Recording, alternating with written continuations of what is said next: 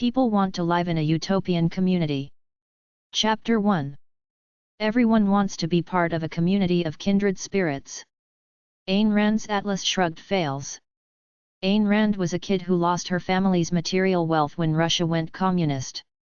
They immigrated to the United States, where she warned Americans to beware of going socialist or communist, where some people take your wealth and supposedly redistribute it to help others but really use it to help themselves. She wrote Atlas Shrugged, a huge-sized book. They made a 2-part movie. It's about some rich business tycoons and industrialists are taxed and regulated to the point where they take off to Galt's Gulch, a haven for decent people who don't want to be bothered by the government. The novel fails because on some level, we are our brother's keeper. We have to help sick, disabled and down and out people. Ayn Rand had her version of the 10 Commandments on a plaque in the book and movie, which comes off as selfish. We're supposed to help the guy in the gutter. We're supposed to be good Samaritans. Her idea of a responsible utopia is fine, but people intermingle and tangle everywhere. I've lived around groups of people. People cheat on their spouses, steal from each other, lie, gossip, and some have such big egos, they're always trying to be the biggest a-hole around. Ayn Rand, find your own kind. Within the realm of philosophical thought, Ayn Rand symbolizes the ideology called objectivism, an attitude to life made up of 5 factors: self-contemplation, self-creation, rationality, atheism, happiness. This is about as real as it gets when you peel away all the delusions that man has created for himself. It's profoundly pro-free, enlightened individual, like her novel and movie The Fountainhead, where Gary Cooper blew up the buildings he designed rather than let the bureaucrats change them. In The Fountainhead by Ayn Rand, in her little introduction at the beginning, she quotes from Nietzsche's Beyond Good and Evil, saying the noble soul has reverence for itself. Man's ego/soul is the fountainhead of human progress, therefore evolution. Self-interest is good for the glory of life, but you want to share it with others. Atlas Shrugged is about cool, hard-working, responsible people sharing their lives with other people like themselves in their own little utopia, a place called Galt's Gulch. What happens if you get injured, sick or helpless? Ayn Rand had a thing about what she called the parasites of the world, all the deadheads out there either collecting welfare, sponging off somebody else, or not contributing much beyond working a dull job, then watching TV and eating junk food. They fit into 2 groups, either bullies or victims. Bullies are trying to release the negativity they feel within by exploiting others to get what they can for themselves any way they can without regard for the sanctity of life. Victims are whimpering pussies who simply accept life as is, chew their cud, watch TV, play bingo, and think how pathetic their lives are, often blaming them on things beyond their control like the government, the system, rich people, a poor childhood, etc. This is what happened to her in Russia. The bullies took over and took their stuff. God's law says to love everybody, but objectivist law says you only love and respect people who respect themselves and are actively trying to do something worthy with their lives beyond just paying their way by working a dull job somewhere. AYNRAND100.org/lifeworks.html. What nonconformists really want: a sense of community. A true community is opening up your heart, enjoying the company of others without pretense, accepting people as they are. I don't want my tombstone to read, "He had a great retirement plan." Hermann Hesse wrote a story called Narcissus and Goldmine, which was basically a commentary on society about 2 monks with Narcissus as the symbolic stern, disciplinary, moralistic, corny, rigid father figure, and Goldmine, the son, the free-spirited, romantic dreamer living in a world of his own creation that didn't fit into the conformist world nor the set plans for his life. Hesse portrayed 2 people which are 2 incomplete parts of a whole being. The hippies of the 60s were dreamy and romantic in opposing a repressive conformist society, but they essentially had no direction or focus. They rebelled but didn't have the guts, discipline, intelligence, structure, order, nor the vision to go out and create their own version of utopia. There are plenty of aimless hedonists, nonconformists, and misfits around just living for the next experience. In fact, most of the youth who fancy themselves as cool people are like this. All of us have an Eden inside where all is right and beautiful, but most of us just relegate it to our fantasies. We don't bother to try to make it real in real life. Throughout history, many oppressed people have tried to seek out their own promised land where they could express themselves freely and live in peace and prosperity with like-minded people, all the way from the Jews in the early days looking for the promised land after the exodus from Egyptian rule, to the religious groups during the Reformation, to Jack Kerouac, on the road, with his beatnik crowd, to the hippies of the 60s, to some cults today. It's all about people trying to find people like themselves to share their lives with each other in peace, freedom, and beauty. Science fiction in general is fraught with stories of little groups of misfits or rebels who cross into the ether to build a world of their own somewhere, usually on another planet, an Eden of sorts. The Star Trek episode about intergalactic misfits from the original series so aptly captured this longing of nonconformists who don't fit into the larger capitalist society or don't particularly want to fit in. Their quest ended when the plants on the planet they went to were poisonous, but Spock said it was noble for them to keep searching. The Chrysalids by John Wyndham was the same story, people who didn't fit in, first sensing each other through ESP, then finding their own group of like-minded kindred spirits on the edge of the Badlands. People want to live in an Eden with others like themselves. That's what we all want, a heaven on earth, living great lives surrounded by people like ourselves who think like us, share our visions, and want to enjoy the journey together as friends, kindred spirits, and soulmates without worrying about getting robbed, stabbed, raped, or something like that. Recently, I heard a new term going around called gulching, which is precisely this: people who get away from the mainstream culture to live in small communities with others like themselves, being as self-sufficient as they can be.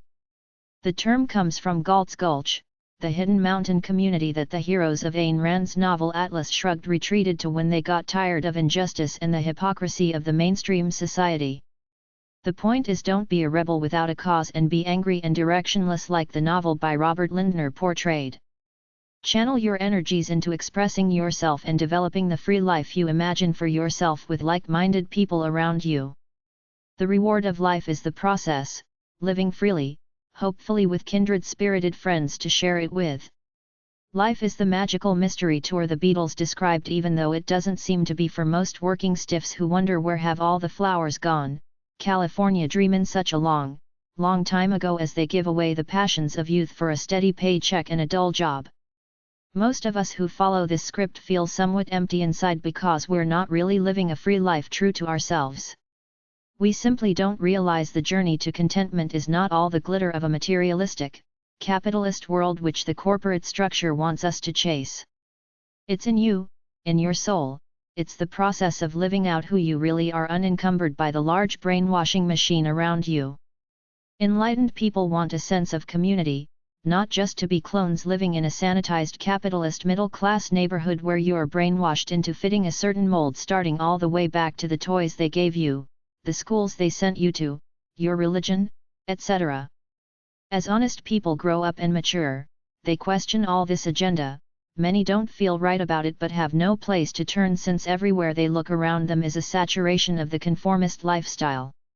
Occasionally pockets of like-minded people break through, find each other and create good little communities for a while, but they're far and few between. People want this sense of community, a place where they can be themselves freely and share their lives with others like them. This is the mythical Eden we all want, just like Ayn Rand with her novel Atlas Shrugged. The purpose of life is to free yourself from the greater society enough to be yourself freely, but you want to share it with other like-minded people who appreciate the beauty, fun, and adventure of life just as much as you do, kinda like that old song by the New Seekers, A World of Our Own. It's like the Indians of old, modern-day bike gangs, small towns united by a common means of making a living, or churches with tight congregations. They have this sense of community we all want. Being enlightened and free is great, but it's greater if you do it with a community of like-minded kindred spirits. Just like we all want to live in an Eden with like-minded souls, I've found pockets of Eden within modern-day society. Anywhere there's a group of like-minded people mutually enjoying themselves together is a mini-Eden for these people for a while. It could be a choir, a sports team, a dance club, a piano bar, a bowling league, a political group with a vision, a group of buddies who sit around, get high and talk about life, a church group, anywhere that like-minded people congregate to share life and feel safe and good with each other. If you go to some of them communities of expatriates from the modern English-speaking countries in places like Jamaica, Mexico, Costa Rica, or Thailand, you often find small groups of people who think like you and are enjoying their lives, as I found when passing through a few of these places, generally, hippie-type people who paid their dues, worked their time to earn a stash of cash, then cut out of life in the traditional modern world. They have their houses with all the modern conveniences, but life is now simpler, more basic, and primal. LastGasp.com, 800-848-4277, book The Summer of Love, Hate Ashbury at its Highest by Gene Anthony. LibertyMLS.com/Gulch. Kindred Spirits by Generation, Community by Age. We're all victims of our generation, the era in which we were born. We relate to those people in our age group and almost no one else. The song White Cliffs of Dover captures a romantic, sentimental feeling from the war years when an entire society felt united by the war effort, but it's almost gone, that generation is almost passed on. That'll be us someday, a bunch of old people who had our chance to run and roam, then we'll have to give way to a younger generation and wait to pass on as our good, old days are lost forever, these days right now. Even now, my kindred spirits are the youth of the 80s who had their good times back then. We're a little older, but some of us still remember those days fondly. I don't particularly relate to the youth culture of today. I know a cool older dude who's hooked on the jazz era of the 50s. The 60s hippies are still fond of those good, old days, their good old lazy, hazy days of summer, just like the hip-hop rappers now will look back at these days with fondness in 10 or so years. It was that magical time of youth with other naive, idealistic people like me sharing our lives in fun, the good old days that keep me going on, craving to experience that magical time all over again continuously as I move on in the years. But the world is now much too violent, the innocence is gone. People can't go out and live that hippie lifestyle anymore en masse, hitchhiking, doing drugs and crashing at people's pads who you don't know, because there are too many predators out there these days. The in crowd of my youth has pretty well gone off into middle-age complacency, but I still fantasize about my good old days in the 70s and the 80s. Whenever those VH1 documentaries come on about the good old days, I watch them to bring me back to memories of my youth. I have a sentimental streak for the carefree years of my youth, but that was then, this is now. I continue on living a good life regardless of what the cultural climate is around me. I won't go gently off into that middle-aged dead zone. I'll fight for my youth till the bitter end. I saw a TV documentary series that covered all the decades in the recent past and romanticized them with interviews from those who lived them. The 40s was the big bands and the community of war, the 50s was jazz and capitalism, the 60s was rock and roll and hippies, the 70s was disco and the energy crisis, the 80s was digital pop video, excessive hedonism, wealth, the 90s was the corporatization of everything from pop culture to the definition of coolness, which is where I got off the boat, said to myself that modern day, capitalist society is screwed, better live my own life, figure out what works for me, not what they tell me what works for me. We all remember the most fun times of our lives in a romantic glow. It never goes away. If you're smart, you'll keep it close in your mind, body, and soul till death do you part, and find a few friends who feel those sentiments to share the journey with.